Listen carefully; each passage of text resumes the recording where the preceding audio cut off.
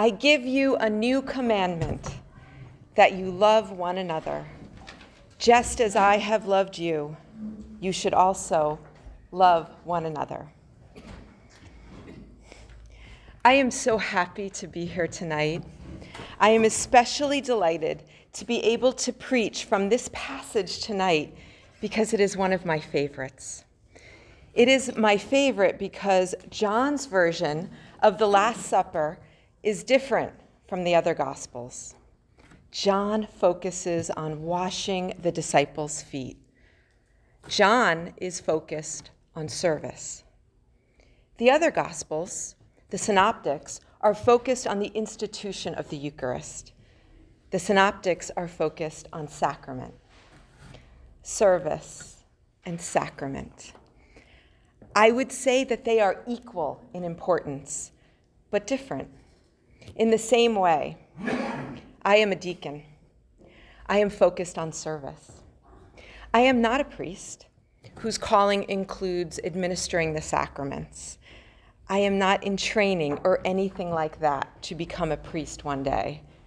I am a deacon.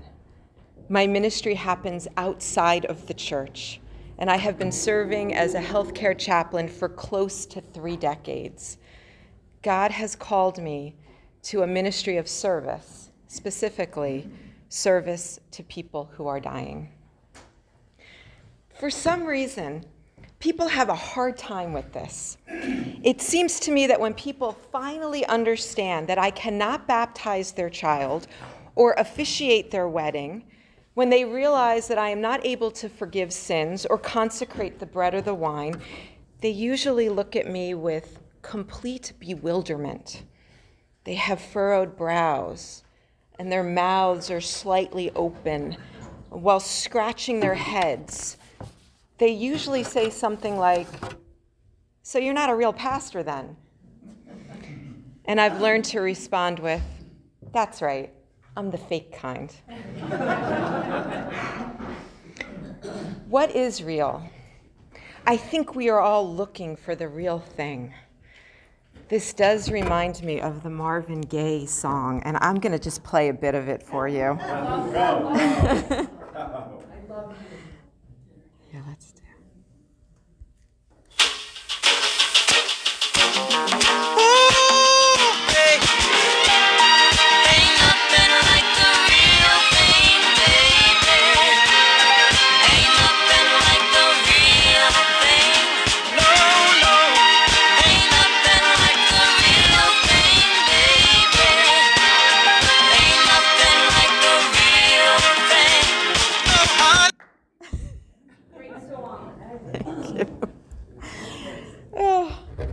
I think people get tired of fake and plastic, and we are all longing for what is real. I know I'm a little tired of those fake backgrounds people have been using on their Zoom meetings these last 5 years. I have a coworker who loves the tropical background, and she looks like she's sitting on the beach during our morning meetings. The other nurse likes the New York City loft look, while my hospice nurse looks like she's calling in from Mars.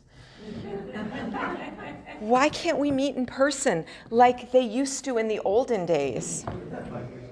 We are literally in the same building, and meeting like this feels fake and inauthentic and a substitute for the real thing.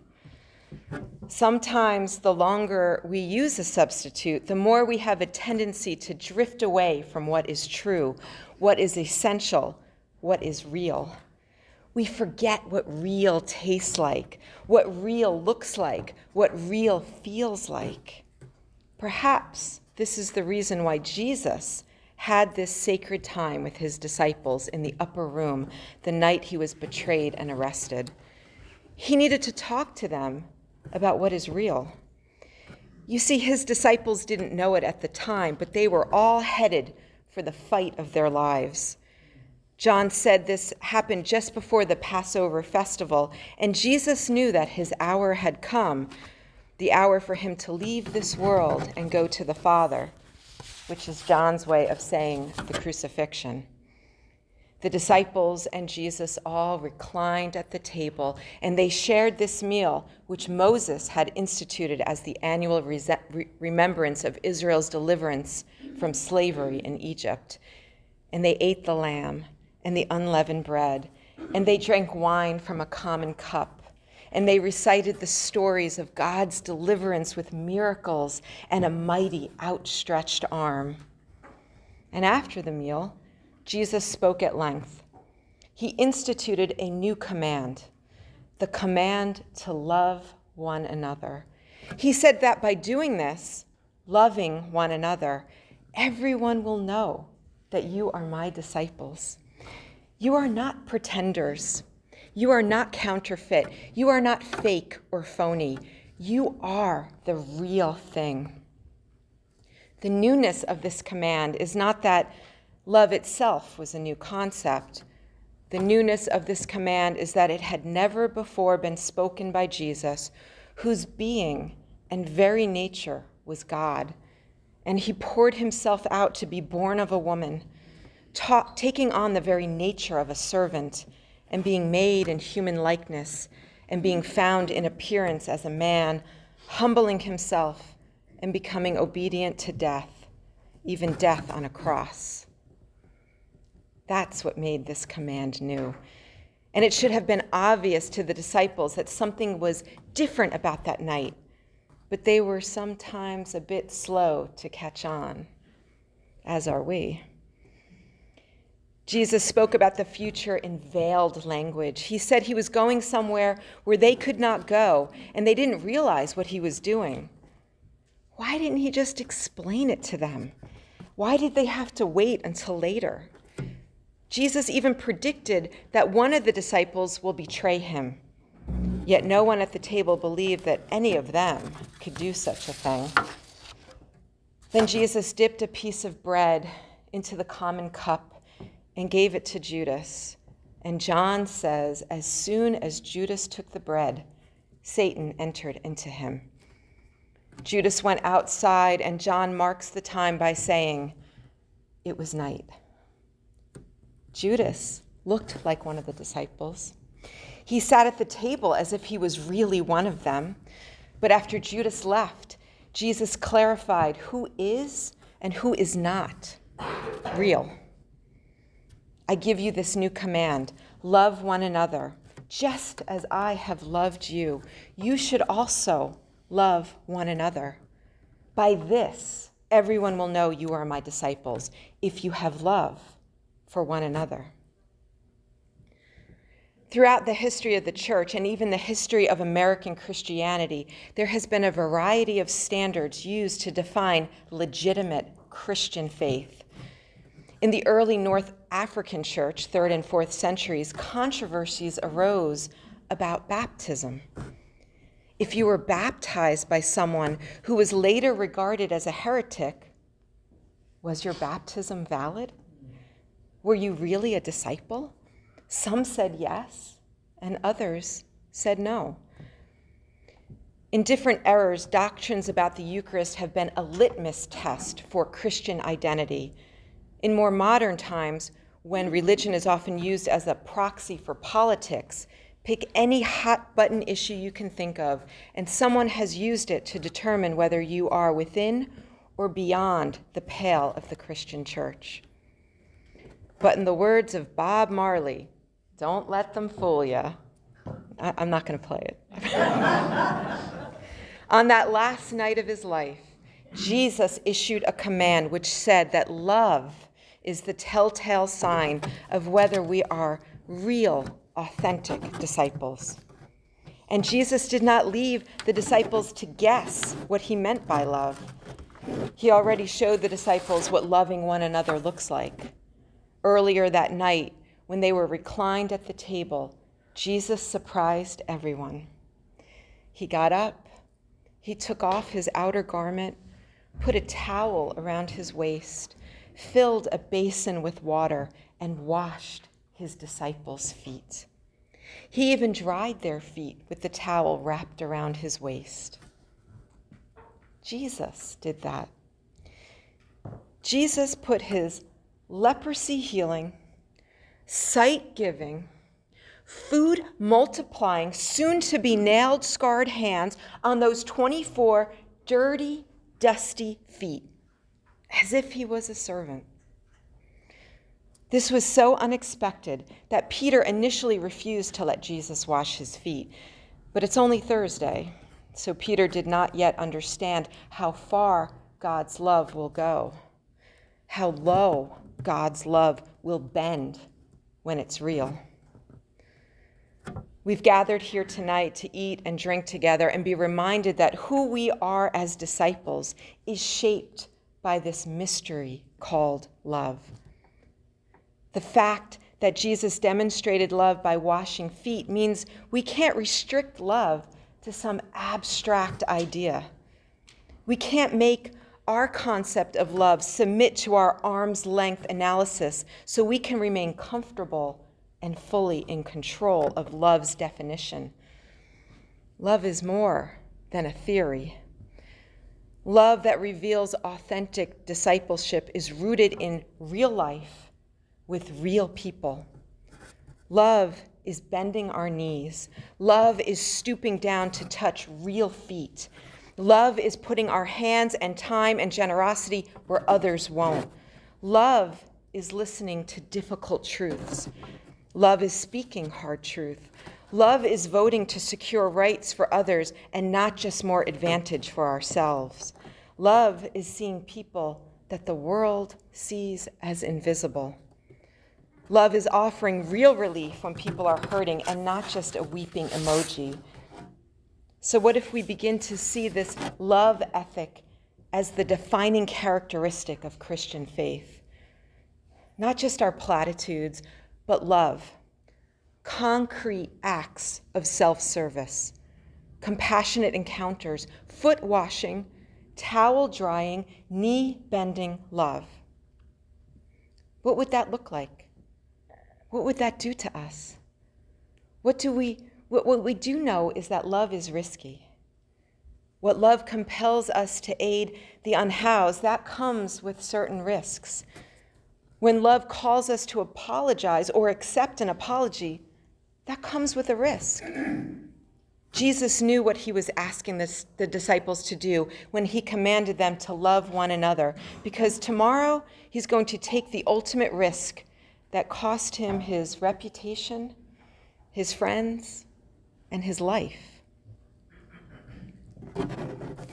I work in a really great intensive care unit. And what I love most about it are the people who work there. The nurses are just amazing people to me, and they are so giving and yet completely incapable of recognizing how good they are. Many of them have individually pulled me aside to talk about what they call is their unforgivable sin of not being able to go to church on Sunday due to their work schedule. They say they feel this guilt and shame. I always remind them that they are serving God by serving their patients. I remind them that the hospital bed is actually an altar and the patient is Christ. And they just can't see it. And one day, in fact, it was a year ago exactly, Maundy Thursday last year, we were caring for a man who was homeless, probably mentally ill, and dying. We didn't even know his name or if he had any family, but part of my job is to do a little investigative work, try to find if there's family, and if not, try to get the courts to assign a legal guardian. Investigate if, miraculously, there is an advance directive already on file. I work with physicians, and if we can find two who are willing to sign that the patient is dying, and the most sensible thing to do would be to focus on comfort and allow a natural death.